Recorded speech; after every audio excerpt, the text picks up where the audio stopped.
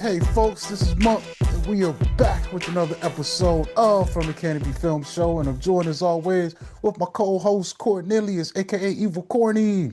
Hey, what's up? What's going on, man?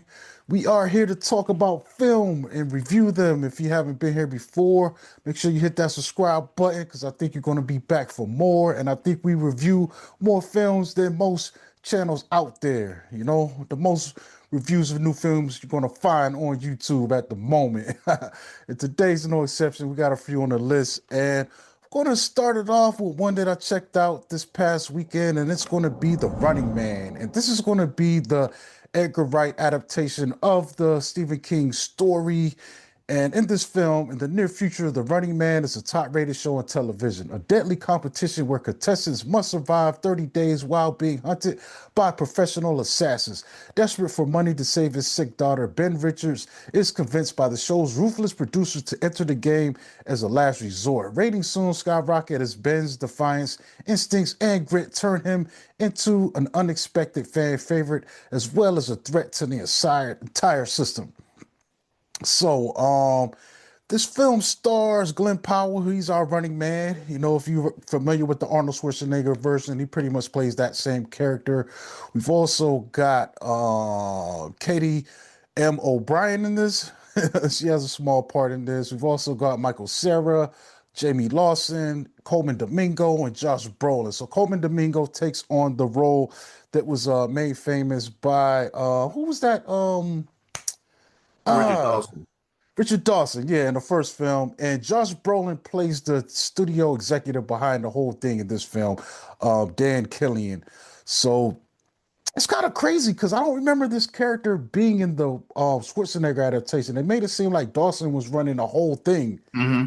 yeah, in that version. So this one kind of has some people were telling me I never read the story, but it has different pieces of that story in this film than the Arnold Schwarzenegger version did. So we've also got terms from William H. Macy in this as well.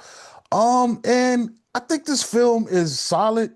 You know, for the most part, it was entertaining. You know, watching it. I think everything is done on a pretty good scale. You know, they've got new money involved. You know the thing. So this thing has a first coat of paint on it. You know, compared to the original version. So it definitely has. It feels like something that was made now. I think the story, the changes are compelling. It's a different kind of competition. I felt like in the original version, they had to run through this zone. You know, it's kind of like a game It's kind show of set. underground. Yeah, everything's kind of Yeah. contained. Yeah. Yeah, so in this version, they let these players of this game loose in the wild and it goes from there. And it kind of incentivizes the public to get involved because they can get bonuses too if they spot, some of these contestants and alert the hunters, to their presence and whereabouts. But you've also got a team of hunters that's also actively pursuing them. So they've got to not only evade the authorities, they got to look out for surveillance. People with cell phones are kind of dangerous, and they're kind of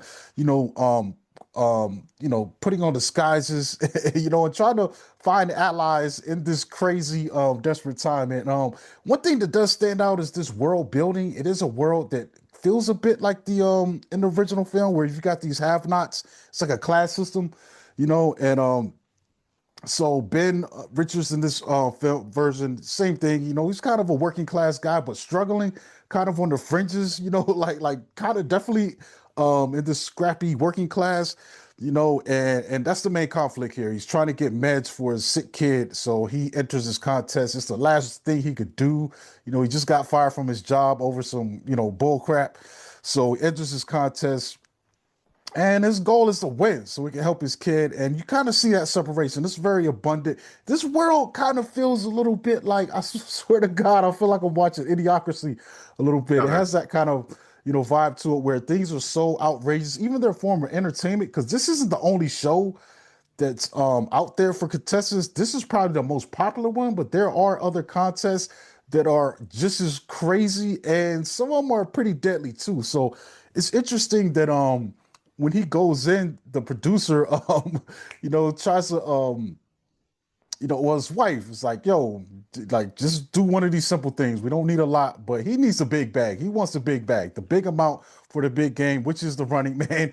So he skips past all that crap and he goes for the Running Man. The producer convinces him, was like, nah, man, what's that going to buy you? A couple years? You need life-changing money, and it Yeah, convinces yeah. him to get into this.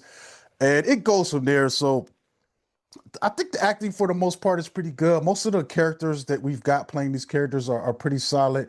I did like Coleman Domingo as the co-host, but I think Brolin's character adds a really interesting dynamic that we didn't get from that original the Schwarzenegger film. Putting adding that behind the scenes stuff in there too, man. So it enhances it a bit. And like I said, for the most part, I enjoyed this film. I think it's an entertaining film, but for something to be directed by Edgar Wright, there was a little bit left to be desired. Like in the Okay. moment, I felt like I liked this thing and I enjoyed the story and the beats and all that. But there was a certain like maybe I have certain expectations when he makes a film. Like it didn't feel like an Edgar Wright film. It felt Okay. like if you told me someone else directed it, I would have been like, okay, yeah. There weren't like his staples that I'm used to seeing in things like Hot Fuzz and even Baby Driver, those little ticks are missing in this. And I don't know if it has something to do with the fact that this is kind of a big deal to even be making this film now. So maybe he didn't have as much freedom to do what he wanted to do with it. I mean, there are some moments where I feel like he's kind of some attitude in this. Like this film is really angry, really against the Okay. system, kind of angry, But I definitely would have probably what I was used to more of his artistic flourishes. The way he edits and stuff. Because there's points in this film where it doesn't have also a consistent look to it and flow to it. The action and Okay. stuff is happening, but there's this really frantic editing style that's kind of just all over the place. You know what I'm saying? And but for the most part, I think it's going to be serviceable. People are going to enjoy it. It's getting mostly positive reviews. I'm probably getting it about like a 3. Like I like it in a moment, but I'm not sure how fast I'll be going back to watch this. Considering what was there. And honestly, I liked that Schwarzenegger Running Man, but I always thought it was a film too that you could go in and make a better film. You know what I'm saying? Out of it, I Yeah, just before this remake. Well, I didn't around to see the remake yet. mm, But the Get Movie Gamer is one that I kind of always thought was close to Running Man. You remember that mhm. one? Yeah. Yeah, yeah. So I thought this was worth revisiting. I don't think this quite dethrones that one, as the ultimate experience because there are some stuff. I like Coleman Domingo in this role, but I don't think they wrote him as as meaty of a part as Richard Dawson have, and maybe that's Okay. the difference because, like I said, in that other film, Dawson was completely running that game, dude. He was in charge, even though he was just the host, he was calling all the shots in the background. He was the one doing all that stuff. Well, oh, the people will respond to this. Let's do this and do that. And that stuff is in here though. They do kind of harken upon the fact that they're manipulating some of the imagery, doing things to make the audience feel a certain way about him. Even going as far as deep faking, some of his stuff. Those are some similarities, but it plays out a little bit different. You know what I'm saying? It's a film like like I have a hard time thinking of any memorable dialogue. The action is good, but also like there's one of the posters that's out there, and we're like that didn't happen in the movie. I was kind of Okay. hoping that was in there. That little shot that they showed. But for the most part, it's solid, man. This would be afternoon back in the day, Saturday night rental kind of material. You watch it, you had a good time, you talked about it a little bit on Monday with your coworkers or your friends at school. But yeah, I don't think it's going to be one that's like, yeah, you got to go. Running Man was one of the top films of 2025, but it's solid. It's pretty decent. Okay.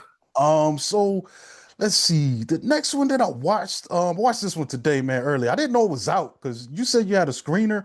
And then I went and looked and it was out for rental and you can purchase this right now. And it's called If I Had Legs, I'd Kick You. Okay. And this is an A24 film, directed by Mary Bronstein. With her life crashing down around her, Linda tries to navigate her daughter's mysterious illness, her absent husband, a missing person, and an increasingly hostile relationship with her therapist. And pretty small cast in this thing. This film Stars Rose Byrne as our character Linda. We've also got ASAP Rocky.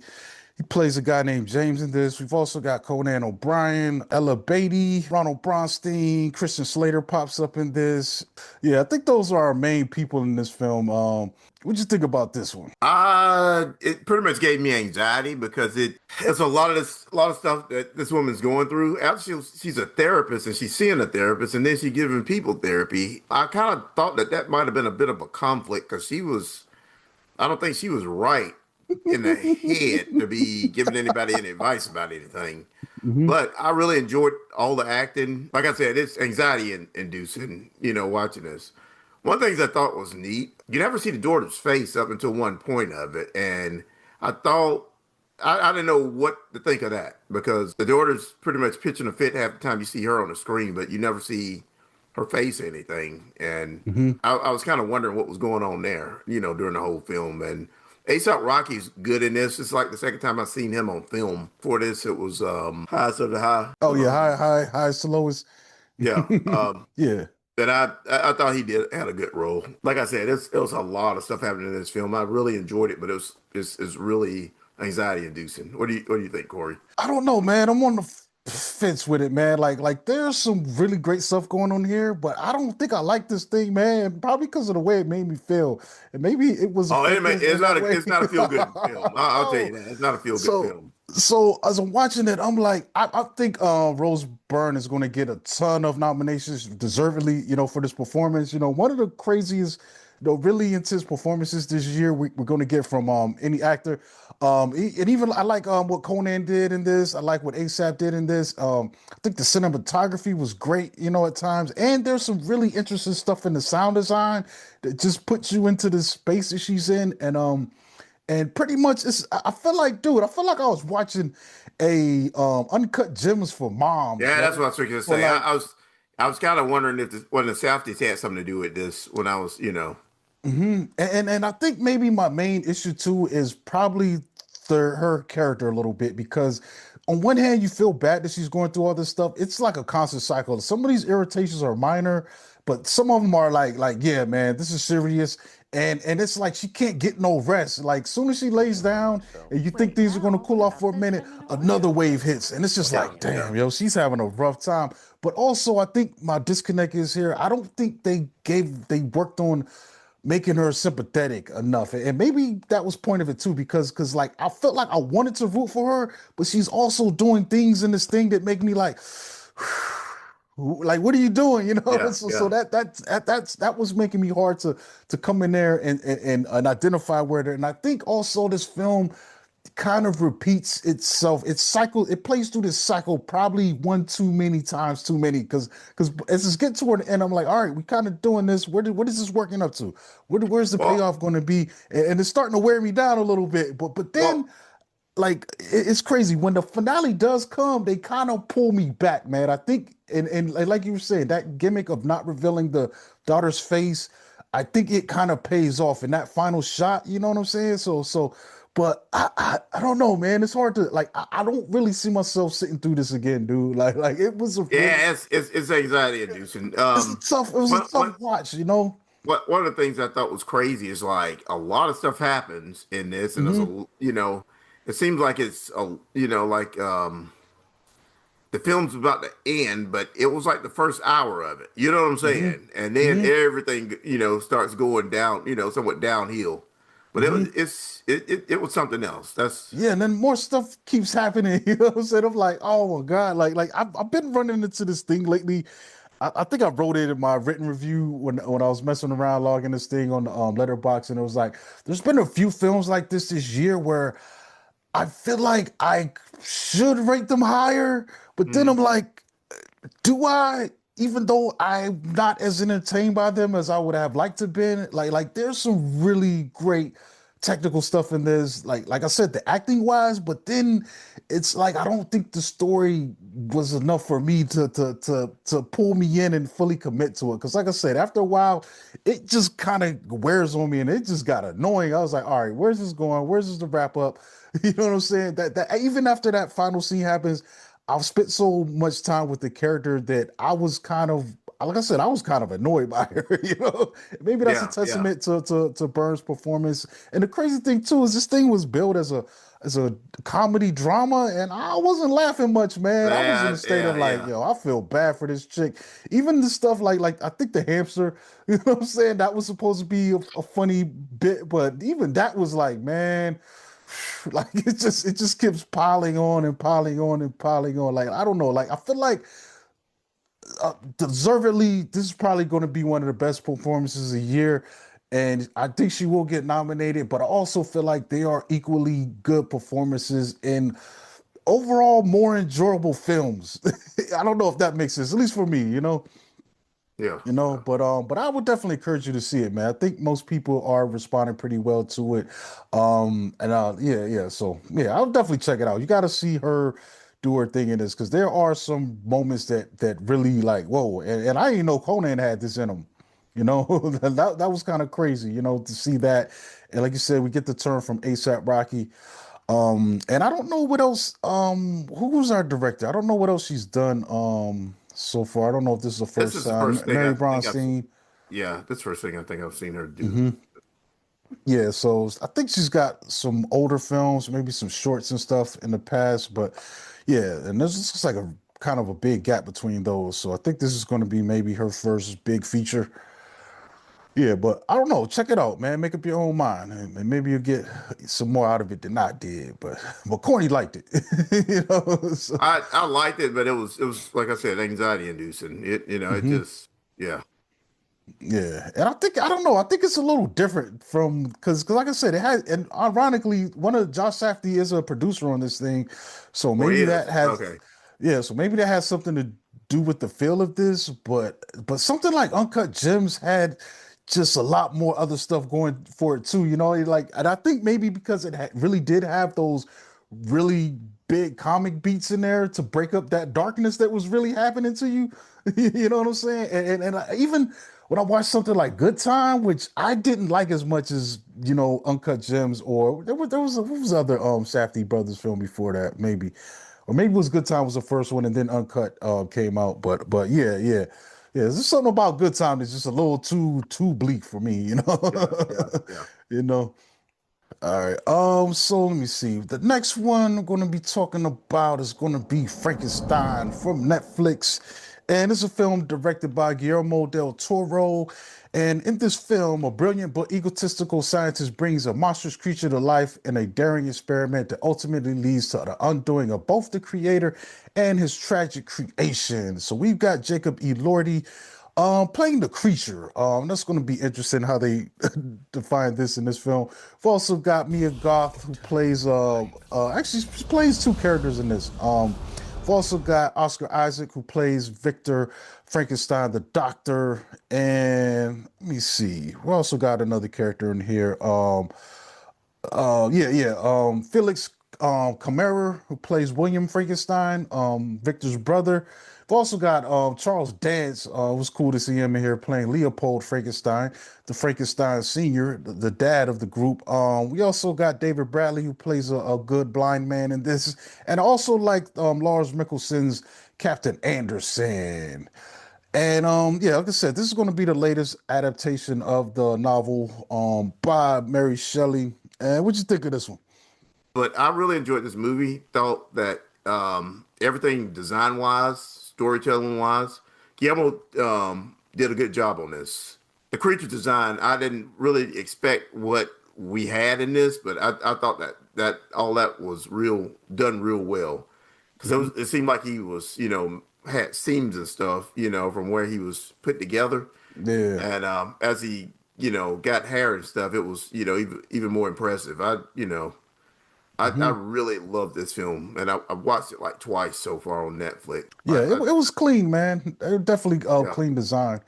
Um, yeah, that's one thing that you're going to get from Guillermo del Toro film. You're definitely going to get impressive visual aspects. Like the sets were crazy. That first scene, man, on the ship. Dude, I was like, yo, what is happening? This is it was almost overwhelming. I knew this thing was gonna look good, but I was like, bro, I was not ready, man. You know what I'm saying? That opening scene when we meet the monster and we meet Frankenstein and it goes from there. Um The acting was pretty solid too, man. I enjoyed everyone's performance in this thing, man. Especially Jacob Elordi. He's coming from what was his thing? He's Euphoria, right? Yeah, yeah. He's Euphoria. He was the guy Nate in that film. Okay. The character Nate in that show. Okay. Um, but I think that's the first time I met him. Like, I seen him, you know. So then he's been in stuff since then. Yeah, he's solid. And as a creature, man, because I think also was interesting. He was like a last minute change. They had another actor, supposed to play the role, and they It's backed supposed to out at be the last Andrew minute. Garfield, hmm and Yeah, so it became him. I really don't see him fitting in on that because hmm he doesn't have that size as O'Lordy. Hey man, it's movie magic. Yeah, no, no. We've seen them do some things, but yeah, he had the physicality, the stature, and I think it was cool. He was able to look vulnerable and delicate at times, when the film needed him to, and also be like menacing and really terrifying, at times. But yeah, like I said again, the set design was brilliant. There's like a funeral scene, bro, and I'm looking at they had these crazy coffin crypt designs. I'm like, man, Yeah, people are yeah, probably gonna start getting something like that done up now. You're gonna see more windows.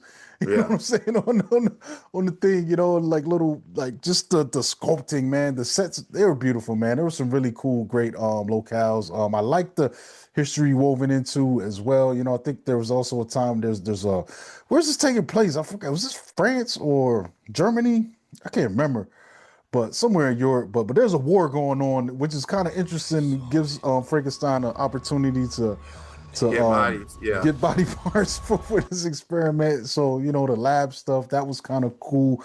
The only thing that I probably take issue with in this film a little bit that I knocked it for was the like I like the way that he broke the story in parts. Like we get part one, which is mostly Victor's story, and then we get part two, which is mostly the creature story. But I feel like Victor's story it wasn't giving me what I wanted from Victor. Like I think we get his regret really distinct for making a monster, but I didn't feel obsession with him like that like that. It's probably cliche now, cartoonish now at this point. The maniacal evil scientist, I didn't get that from him like that because there's a moment where he leaves the he's on the final stages of completing his lab and he leaves that up to another character, and I'm like, I don't see a guy that's being this obsessive and trying to pull this off for years, like since he first entered the medical field, and just gonna walk away at the last minute. All right, man, you take care of that while I go chase some tail. Yeah, it was a little weird to me. Like I said, I got the feeling that he had the regret. Like that, you definitely see that once the monster shows up and he realizes you sometimes you get what you want and you haven't thought out all the circumstances of what that yeah. entails, and that was there. But like I said, that obsession was like that was just it just wasn't he was the least interesting aspect of this for me, man. I think there's another character here that I loved a lot. I loved Captain Anderson. Because that ship, I think Captain Anderson was supposed to play a mirror of himself because the same way he's obsessed about creating Frankenstein, Anderson is obsessed about getting to the North Pole to the point Yeah, where he's putting those sailors in danger. You know what I'm saying? And that yeah, comes yeah. around in a cool way. And I kind of just wish Victor had that same intensity that the captain had. I really love the captain, man. It was one of my favorite aspects of this, man. But there's this thing is cool, bro. I love the stuff we get with the blind man because I don't think any other film has kind of showed us that before. I haven't seen the original one, or I think there was one before that too, but I haven't seen either one of those. But I do remember the the one with De Niro, you know what I'm saying? Where he's kind of having a similar scene, but it's like a little girl and he's hiding out in the cabin, he accidentally kills a girl. Yeah, yeah. So I thought that was cool. So also my only other pushback too is I think this monster was too sympathetic, bro. Like I never got the sense that he was really monstrous. And anytime he did become monstrous, it was because he had to, it was justified. Well, Like I yeah, wanted to yeah, have because that. of circumstances instead of him Yeah, just breaking I out. wanted to Yeah, have yeah, that one scene where he was just didn't know his own strength, or he, you know what I'm saying? I wish we got one of those in there, But overall, man, I definitely enjoyed this, man. I think it's a really great effort. He's getting back closer to the level that I really liked from him. I think my favorite films from him have been probably Devil's Backbone, Pan's Labyrinth, and the Shape of Water. And I think this is closer than that than some of the other films that we've got recently from him, you know. Okay. Yeah, but I, I I don't enjoyed think it. it's too many of his films that I don't like. I didn't like Nightmare Alley. I That's love another Nightmare film Alley. I I didn't I, feel I like that love was one Nightmare that he Alley. made. Like just like I didn't feel like Running Man is Edgar Wright. That one just didn't feel like a film that he made to me, man. Maybe the sets and all that, but it just I don't know. Something about that one feels really weird to me. I've never been able to wrap my head around it. Maybe I'll try to watch it again, but yeah, when I first initial watch, it didn't work for me, man. But yeah, I think this one's a winner, man. I kind of do. I think it did have the longest run that I can think of for a Netflix film. Usually they might give you 2 weeks, but I feel like this was running for like a month, even though Okay. it was on a limited amount of screens. But it was played in a lot of major metropolitan areas, and like you said, I did have to go. To a different theater than I normally go to watch it. Went out to the Bethesda theater to check it out, and yeah, had a good time, man. It was definitely worth taking a trip and coming out of the pocket a little bit, to watch it. So next one is going to be a little film called Predator Badlands, and this film is directed by Dan Trachtenberg, who's done the previous two Predator films, Prey and Killer of Killers. So in this film, cast out from its clan, an alien hunter and an unlikely ally embark on a treacherous journey in search of the ultimate adversary. And this film has a really small cast. This film stars Elle Fanning as Thea, who's going to be our unlikely companion. We've also got Demetrius Kolau Matangi. I'm gonna just stick with that. And he's going to play our predator in this film. We've also got Mike Homick, who plays his brother Qui, and we've also got a voice actor, Rohingya Nayaran, who's playing another character in this film called Bud. I kind of wish they said his name like that as a throwback to Rudy on the Cosby Show, Yeah, yeah. Bud. But yeah, man. So what do you think about this story, man, that they got put together for this film? I loved it. I'm kind of glad that we got away from like regular humans in this. We hmm really don't know the time period in it, that this is set in, but it might be far future. It might be, during I think they confirmed that it is future, like ahead of far everything, future. because they Okay. didn't want to run into continuity Continuity issues. stuff. Yeah, Yeah. overwriting some of the stuff that's going on with like the Alien Earth series and the other Well, Predator Alien Earth, all films. that happens before the first Alien. hmm That's, you can't go there at all, especially some of the stuff that William Yutani was doing. Yeah, but I really enjoyed this film. Had a lot of fun with it. Elle Fanning's good. The guy that plays, I can't, Demetrius, whatever his last name is, that plays Deck. hmm Really enjoyed that character. It's kind of interesting, just how this is all, pretty much all subtitles because you don't see they didn't try to make the predator talk English or anything, but with his mouth and everything, that would probably be insane to like listen to. You know what I'm saying? hmm But Yeah, that's one of the things that pissed me off about the Predator. When they had that one moment where they translated the Predator's language to English, I was like, "Oh my God, what are we doing?" yeah, yeah. Yeah. Go But ahead. I overall had a lot of fun with this. A lot of new, we see a bunch of new creatures and stuff, and we kind of get to know a little bit about the alien, about the predator culture. What do they call themselves? Yautja. Yautja. Gotcha. Yeah, Yeah. That's coming kind from of. the comic books. That's the first place that I saw that.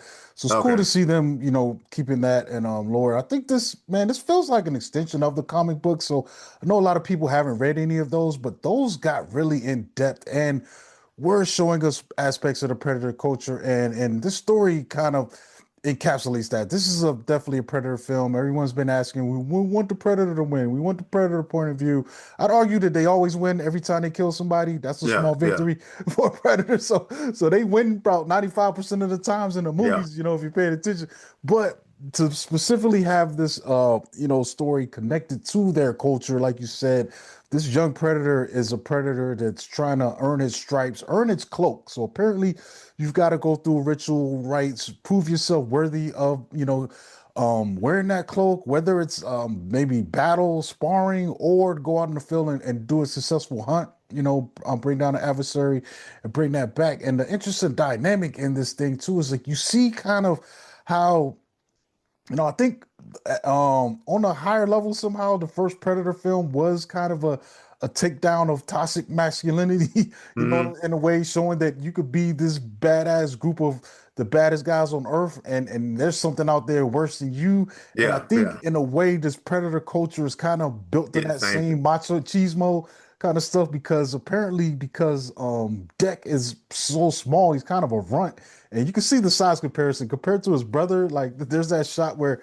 he's standing next to his brother when their dad rolls up, and I was like, "Yeah, man, Dak is a small guy compared Yeah, to yeah.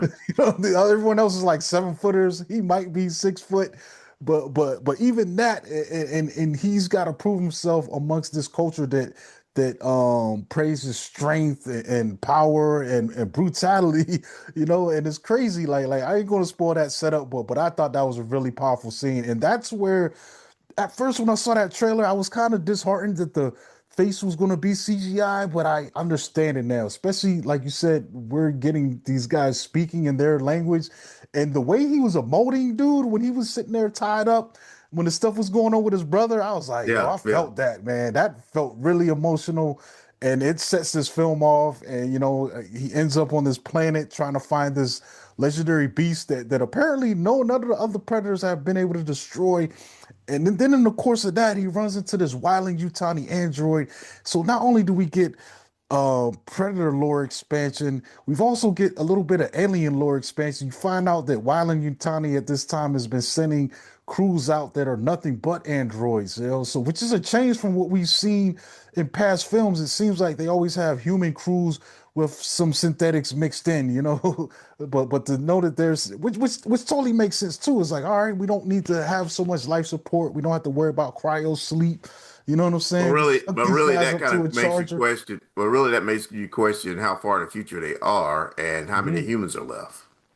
Yeah, that could be a thing too, So yeah, that could be a thing too, because there's some of these stories. I think at one point I'm reading one of the books. I don't know how much of this stuff is going to be canon reflected in the films, but there was like a Predator book where the whole Earth got overswarmed by aliens. Not a Predator book, but an alien book.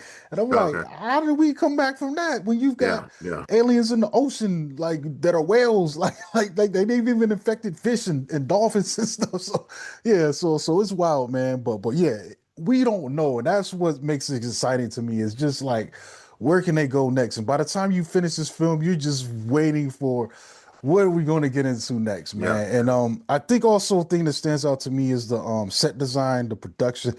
Excuse me, the graphics. Like it's a lot of CG backgrounds and stuff, but man, this stuff looks beautiful, dude. Yeah, Like yeah. I haven't seen nothing look this good since like Pandora. There was moments I felt like I was looking at a Frazetta painting, man. Just the background work, and I'm just like the detail. And this planet is alive; it's full of life, and it's a very hostile planet. A lot of like he's looking for this creature that's crazy, but everything else is almost killing him. So, Yeah, yeah, yeah. yeah, it's exciting work, man. The people seeing people not liking it, I guess they wanted we needed more killing. And I'm like, dude, there was a lot of killing in this. I mean, it wasn't There's a humans lot of getting killing killed. in it. But it was a lot of killing, and I'm surprised at what they were able to pull off with PG-13. I'm talking about limb dismemberment, beheadings, Well, with the thing is, when PG-13. you're dealing with androids, it's a whole different thing than dealing with Android, a but them person. predators was I seen a dude beheading, like I said, Yeah, an arm yeah, got chopped off, but it's cool if it's green blood.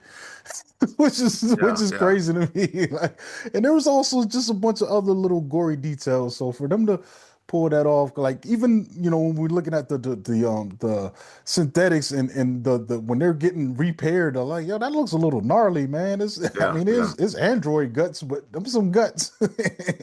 Yeah. This was a pleasant surprise, man. This is probably one of the strongest offerings, man. This feels like a film that should have came out in the summer, dude. Like you know what I'm saying? But Yeah, but yeah, it's yeah. probably smart to drop it here now because there's nothing else around it. And I think it might have actually. I gotta look at the numbers. It might have actually beat what's the name in its second week? What's that film? Running Man. So like But Wonder Man had only had 1 week. Yeah, but yeah, but this still but made, this yeah, this has was been still out for a number one while and film. it Yeah. already got like it beat it in a weekend that you know what I'm saying? Yeah, I think it still beat, yeah, Running Yeah, Man. so right now I think this is the dailies. What's the weekly? Last week, yeah, in the top boom. Yeah, dude. They let's see. Week data as of yeah, I gotta look it No, up. But that's I now think you it now you see me got more money this week, and then it I was think running man, and then this if I'm right. oh, okay. All right, bet. Yeah, so but yeah, that was crazy too. Now you see me coming out on top. That's wild, bro. Because I definitely was not going to see that, man. But apparently, a lot of people, had a good time with I'm gonna that. probably rent that when that comes out, but the sec from the first to the second film, that second film's horrible to me. Hmm. I didn't care for that second film at all. Hold up, so this is the third one? Yeah, Wow, I didn't know they had this. I thought this was the second one. that Damn. second one is just that bad. That's crazy that this got another one, man. But I mean, you make money, man. They'll give you another shot. But Badlands was badass, bro. Like I've seen it 3 times now, bro. Three Okay, times I went to this movie to see this thing, and I enjoy every bit of it. And I'm seeing the hate that's out there, but I feel like I don't listen to those people because most of those people are professional what are they complainers. reaction people they just make rage bait, you know what I'm saying? So whatever's popular they just gonna come with the opposite opinion Yeah, yeah. and try to dunk on it, but there's nothing wrong with this film, man, and the fact that it is PG-13, I think that was smart because it just makes this franchise a lot more accessible to a lot more people, and I think it's going to pay off in the long run, man. Like this stuff, the foundation that this stuff is laying between Prey, Killer of Killers, and this, like, yo, the sky's the limit. Possibilities are endless. I think give Trachtenberg whatever he wants. I feel like eventually it's going to get too much and he's going to have to give other people shots. But I think this could be a franchise where if you keep him working on the story beats and just give young and hungry directors a shot at, making whatever he comes up with, eventually. Because I don't think he could do all this stuff. You know what I'm saying? This is a lot to have in the air at the same time. And this he single-handedly just injected the life back into this thing, man, and I'm excited for Yeah, it, dude. I Hmm. always think about that. I always think about the Predator that Shane Black had directed and how that ended. I love that movie. I liked that movie a lot until the very end of it. You know, Hmm. Yeah, yeah, yeah. I mean, I didn't like that movie at all. you didn't. I think they treating that film as not canon. I don't know if anything in that thing is going to cover come back. Except, I mean, we did get that big predator body from the Killer, so maybe that's stuck around. But I don't think they're going nowhere with that other stuff. I bet you ain't nobody out there got no alien Iron Man armor, no Predator Iron Yeah, Man that's the part I armor. hated about that film at the end. I just thought that was fucking horrible. Yo, they gonna throw that out. We ain't, yo, that ain't happened, dog. We not. Yeah, man. But yeah, really great film, man. Really exciting times, man. Yeah, I'll be there for whatever else they got next, man. And it's interesting because he said he has been trying to get Schwarzenegger and Danny Glover back involved for another film, and I think they'll probably be more likely either they're going to be Animated, doing yeah. old man cameos, which I would appreciate too. I don't see them fighters, but I could definitely. It would be so awesome if That'll they're have to out. be that'll have to be animated because I don't see Now Danny I'm Glover. saying this too though, like if they just had them like, yo, maybe one of these characters needs some advice, like, yo, how do I deal with this? And it goes and meets with them, and they're old, and they're just sitting there with a cigar, like, yeah, Yeah, but like that would be if cool. you see how Killers ended, they were Or frozen. Killer of Killers, they do Yeah, some they voice might have been work. frozen. So Yeah, I don't see old ass Danny Glover give him showing some. up. No, that would be perfect. Imagine they knock on his door and he knows what it's about. I was like, damn it, I'm too old for this shit. No, That's the they'll first have thing to that he said. unfreeze them because all of them were frozen. That's what I'm saying. But we don't. Yeah, they are. Damn, we. All of them are frozen, so it's no going to his door. They'll have to Yeah, wake him up, and it'll have to be yeah, animated because he's yeah. It's interesting because that time stuff. It allows them to play around with that shit a little bit, man. I don't like. We at least know that Schwarzenegger and Glover were frozen probably not too long after those two films. yeah. You know what I'm saying? But those other characters, there's a range of periods with them. So there's some interesting shit going on with that too, man. Because like especially the Viking, like she had to be on ice for a while to interact with the World War II pilot. Whenever they decided to throw them into the games. But yeah, man, it's exciting stuff, man. Like that guy, Well, he's got a fun job right now. I'll definitely envy him right now, well, being a creator. the whole crew from Predators. Um, they were from like different eras or whatever. I don't think they had, Hmm. you know, Did anybody get out of that? I think the woman got out of that. She got on I the think, ship, I right? think, I think so. Yeah, it might be her. I don't think Brody made it though, did he? No, I don't think. I don't think I gotta watch that again. yeah, that was a, yeah, I don't think I like that movie too, though, man. I like, when Brody ripped out the shirt, it reminded me of the janitor on The Simpsons. nah, I was like, yo, where'd you get these muscles from, Brody, man? Yeah, man. It's it's you it's say just good grub stuff, couldn't man. keep a Willie. It's, it's just good stuff though. Like, oh, it's exciting just even thinking about what they're doing. Also, if you want to go check this out, there is I think it's a one shot. So there's a book that Marvel put out that's supposed to be a prequel and give you more background with Deck and his brother. What happened right before that? This movie kicks off. So it's called Okay. Predator Badlands itself. So if you want to go check that out, it's out there. It's available. But yeah, man, definitely check out Badlands, man. Yeah, like I said, man, one of the best things that came out this year. It did not disappoint for me at all, man. It hits the ground running, really big action. You know what I'm saying? Really great acting, really great special effects, and it's awesome. Anything else you want to mention before we get out of here? No. Yeah, there's a zombie movie trailer that just came out, and I forgot. I think I started watching it, but then the zombies was running fast, and I kind of got a little disinterested. We do got that killer monkey movie on the way, Primate. Sisu 2 is coming. I'm definitely gonna check those out. There's also, I think I'm getting more hype, man. I haven't I think it is due out Christmas Day, the Timothy Chalamet movie. What's that film, man? Where he's the Yeah, ping pong player. yeah, yeah. Marty Supreme. Yeah, Marty Supreme. Yeah, yeah. Really getting good buzz about that. I'm just not discovering that Wake Up Dead Man was coming out. That's the third of the Knives Out films.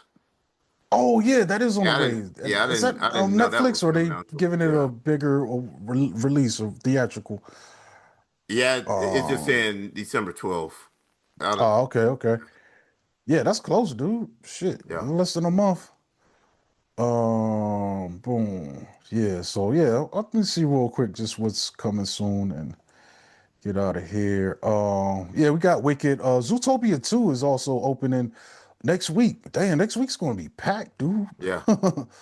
Um, Rental Family, that's getting a little bit of buzz. That's the one where Brendan Fraser goes to Japan, and I guess he's you can hire people to play as family members. So I don't know what your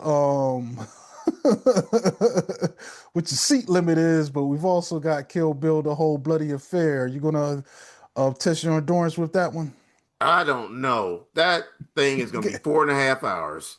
Four I hours just and 35 minutes. There's a 4 hours 35 minutes. I yeah, you can love order that your film, but I don't. I'll probably just get it on Blu-ray when it comes out because they that's a gotta long time. they got a I'm talking reminder about say like, and I know how people say how long Avatar is. I'll sit through a 3 hour movie, but going on 4.5 hours, hmm. man, that's I don't I really don't know. Yeah, it's got a 15-minute intermission built in with it. Yeah, but So they still, say it's gonna have an extra animated sequence that was cut from the original, and I think maybe also they might throw in that Michael Jai White scene with Bill. I guess the yeah, one that was an extra. We've also got Anaconda. I just saw this trailer and I'm not really sold on it. I kind of wish they made a full-on real Anaconda movie instead of doing this spoof thing that's kind of like the movie inside a movie. It's almost like when they did Freddy's Revenge, but it doesn't look like it's going to be as fun as that. Where, but these guys loved Anaconda, so they decided to go remake the film, and yeah. apparently there's snake dies that they're about to film it with, but then they come to find out there's a real Anaconda out there, you know. So that's Jack Black and who's in that with them? Ant-Man. Can't see, but that's coming. But also Avatar, man, Fire and Ash, Yeah, December I can't wait for 19th. Avatar to come out. Yeah, Yeah, we there, we there. There's no question. Oh yeah, Zootopia, Wicked, Sisu. Dust Bunny, you know what's funny, man? This was the one that everyone was kind of shitting on because they thought the logo was made by AI. And I just think honestly, that wasn't proven. But I saw the trailer for that one, and that one looks interesting, man. It's Mads Mikkelsen. Sophie Sloane and Sigourney Weaver in this thing, and it looks crazy, dude. So it's a film by I think Brian Fuller does this film, but I saw that Okay. trailer and it looked really interesting, man. So I think I might be in line for that one. Boom, and I think that's it right now. So, oh, let me check this out, see if anything else is on my list. Oh, and or what about Bugonia? You're probably gonna get a streamer for that, but I mean a screener. I know that's playing I right know, but now. I'll be honest with you. Hmm. I've been sick and tired of that director for a while. Is that the same guy? Who's this guy? Who's the director? I forget his name, but because I can't remember. he did that one last year. That was just kind of horrible. Oh, Latimos. Yeah, a lot the What else most. has he done though? I know his name. I like He did the lobster. oh yeah, Lobster. He Yeah. did Pretty I like Things. parts of the Lobster. His follow up to Pretty I didn't Things that he like Pretty did last. Things. Uh, I didn't like Pretty Things. okay, the one that followed Pretty Things, I just thought it was a horrible film. Was that the one that was something small acts or small things or Yeah. lethal things, something like that. Yeah, I forgot the I hated that film, and exact name. Yeah, so yeah, I think man, this year is going to end up on kind of on a. After that, those are probably the major things that That's the end of our year, man. We're going into a new year. yeah.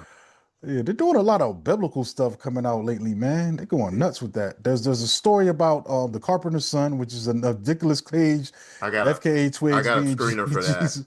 Jesus, and then there's another film by Angel Studios with about David that's coming out.